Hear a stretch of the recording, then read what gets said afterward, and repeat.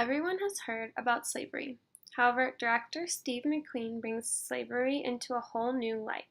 The beginning of the movie uses low-key lighting to set the tone of the movie. Dark, but very realistic.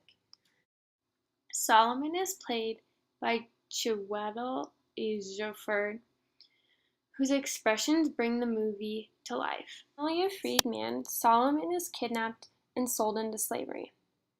Solomon does everything he can in order to find his way back home. However, his violin skills prove to be his saving grace.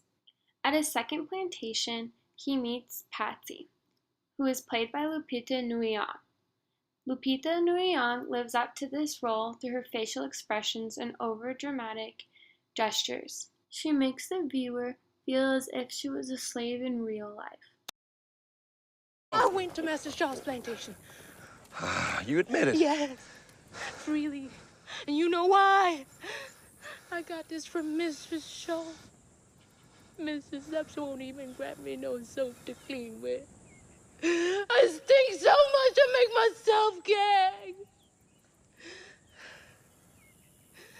500 pounds of cotton, day in, day out. More than any man here. And for that I will be clean. That's all I ask. This here, what I went to Shaw's for. After Patsy's attack, Solomon begins to despair, shattering his violin, symbolic of his hopelessness. While working on the plantation, Solomon sparks a conversation with Gene Black. He then asks Mr. Black to write his family, explaining what had happened. Solomon tells Mr. Black he isn't supposed to be here and that he is really a freed man. When Solomon is picked up by his friend, the camera focuses on Solomon with a close-up, symbolizing how he is leaving behind his old life and how his freedom is right in front of him. The costumes allow the viewer to immerse themselves back into the South in 1853. Plantation owners wear very nice, proper clothing, while the slaves wear the same run-down clothes throughout the duration of the film. Music is one of the key elements of this film, forcing the viewer to take notice of certain scenes, such as when the slaves are picking cotton.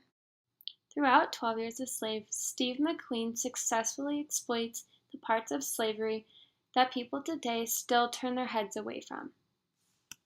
The last moments of this movie bring tears to your eyes, watching the freedom a man finally got, while so many others never got the same chance.